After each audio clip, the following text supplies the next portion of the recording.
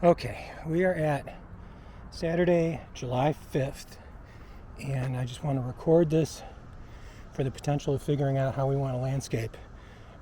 First things first, if we look down here below the retaining wall, you can see that stick with the pink ribbon. That's our property line.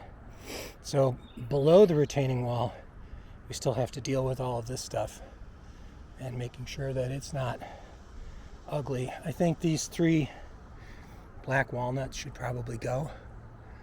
They don't really throw shade on the house because of the direction they're in. But so here, the orange line, badly drawn as it is the property line, and really it's pretty much a little bit into Rich and Lisa's shrubs. So now, because of the grading they did,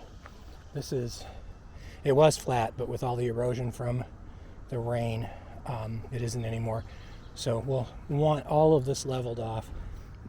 This is the drain right here. So the drain is like 2 feet from the property line, but the actual comes out right here. So this is where the water comes when it drains down the hill. So my thought was that we kind of follow the contours here, which would really mean making all of this flat. So we take this flat all the way to wherever we end the pergola, which we're talking about probably the 3rd line. So that's the 14-foot line. And then we would have an area here that would be like a bed, maybe on the slope, and then up the side of that retaining wall, because this is the area that we wanted to keep flat with Rich and Lisa. So it's really from here, where I'm standing right now, to this next orange line.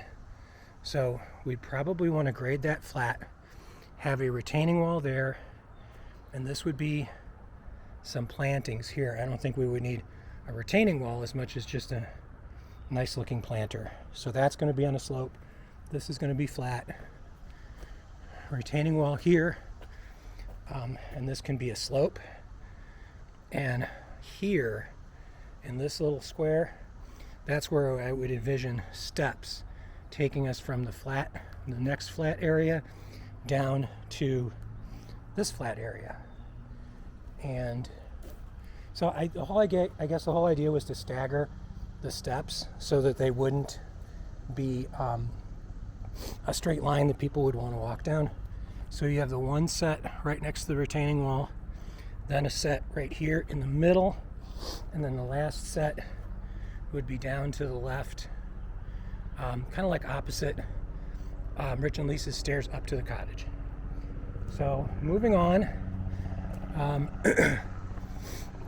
this would be the next flat tier right here in this orange square, because that would allow us to do this, have this be flat going on to there. Then,